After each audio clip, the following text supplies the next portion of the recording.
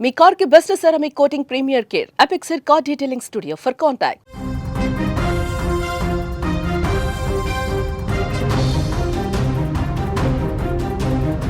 ప్రముఖ సినీ నిర్మాణ కేంద్రాలైన అన్నపూర్ణ స్టూడియో అలాగే రామానాయుడు స్టూడియోలకు గ్రేటర్ హైదరాబాద్ మున్సిపల్ కార్పొరేషన్ అధికారులు గట్టి షాకే ఇచ్చారు.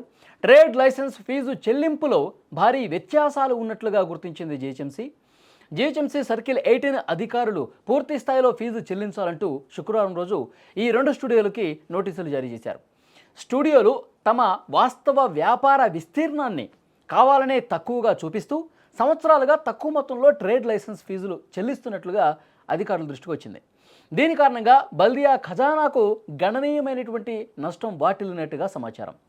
అన్నపూర్ణ స్టూడియోస్ విషయానికి వస్తే అక్కడ 192,000 చదరపు అడుగుల విస్తీర్ణంలో వ్యాపారం చేస్తూ కేవలం 8,100 చదరపు అడుగులకు మాత్రమే పన్ను చెల్లిస్తున్నారు.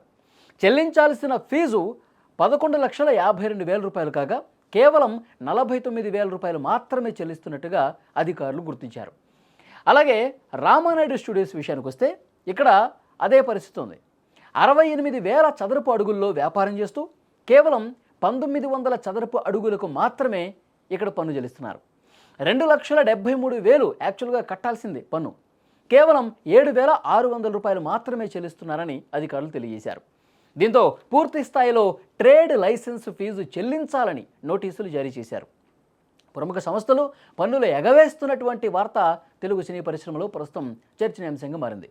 జిహెచ్ఎంసీ నోటీసులపై స్టూడియోల యాజమాన్యాల నుంచి ఇంకా అధికారిక స్పందన రావాల్సినటువంటి అవసరం ఉంది. ఎందుకంటే వాస్తవ విస్తీర్ణం కాకుండా దాన్ని తక్కువగా చూపిస్తూ ఈ విధంగా తక్కువ మొత్తంలో పన్ను చెల్లించడాన్ని అధికారుల దృష్టికి ఇప్పుడు వచ్చినట్టుగా కనిపిస్తోంది. గతంలో చాలా సంవత్సరాలుగా ఈ విధంగా చేస్తున్న అంటే అధికారులు కూడా కనీసం వాళ్ళు నిజంగానే వాళ్ళ దృష్టికి రాలేదా, లేకపోతే దృష్టికి వచ్చినా సరే చూసి చూడనట్లుగా గతంలో వ్యవహరించినటువంటి పరిస్థితి ఉందా అన్నది అర్థం కావట్లా. 192,000 చదరపు అడుగులు అన్నపూర్ణ స్టూడియోస్ అయితే కేవలం 8,100 చదరపు అడుగులు మాత్రమే పన్ను చెల్లిస్తూ ఉన్నారు. 11,52,000 రూపాయలు చెల్లించాల్సి ఉంటే కేవలం 49,000 కడతా ఉన్నారు. అంటే ఇప్పుడు వాస్తవ పరిస్థితి ఒక రకంగా ఉంది, ఇప్పుడు వీళ్ళు కట్టేదేమో ఇంకొక రకం. ఇక్కడ రామానాయుడు స్టూడియోస్ కూడా 1,900 చదరపు అడుగులకు మాత్రమే పన్ను చెల్లిస్తూ ఉన్నారు. సో డెఫినెట్గా అధికారులు ఇప్పుడు ప్రత్యేకంగా దృష్టి పెట్టారు, వాళ్ళకి నోటీసులు కూడా ఇచ్చారు. మీరు పూర్తి స్థాయిలో ఎంత విస్తీర్ణం ఉందో దానికి తగ్గట్టుగా మీరు కట్టాల్సిందే అని చెప్పి నోటీసులు పంపిన పరిస్థితుంది. మరి స్టూడియోస్ యాజమాన్యాలు దీన్ని ఏ విధంగా చూస్తారు?